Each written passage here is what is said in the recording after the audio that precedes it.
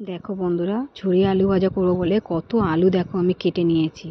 তা এখন আলুগুলো কেটে নিয়ে জলে ভালো করে ধুচ্ছি। কেন ঝুরি আলু ভাজা করতে গেলে জলে অনেকবার ধুতে হয়। তা আমি অনেকবার ধুয়েছি, ওটা দেখাইনি। তা এখন দেখো জলটা দেখো পুরো সাদা হয়ে গেছে, আমি এত ধুয়েছি।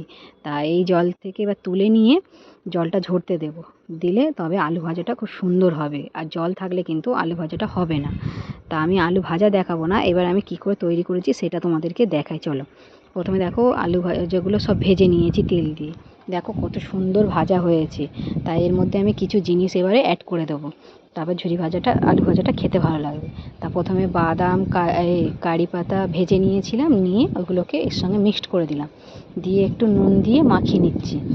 যেহেতু আলু ভাজাতে নুন দিয়ে আমরা ভাজি না, যেহেতু নাহলে ভাজাটা ঝুরি ঝুরি হবে না, তো ওই জন্যে নুন দিয়ে মাখিয়ে নিলাম। তা এবার একটু জলজিরা দিয়ে দেবো, দিলে একটু খেতে টেস্ট লাগবে। তো ওই জন্যে জলজিরাগুলোকে ভালো করে মাখিয়ে নিলাম। তা তোমরা ভাবছো এত আলু ভাজা করেছি কেন? না, এই আলু ভাজাটা আমরা অনেকজন মিলেই খাবো, তা ওই জন্যে অনেকটা করা হয়েছে। তা লাস্টে এবার শুকনো লঙ্কা কুচি দিয়ে দেবো, দিলে বেশ আলু ভাজাটা বেশ ঝাল ঝাল হবে, খেতেও ভালো লাগবে। চলো, টাটা।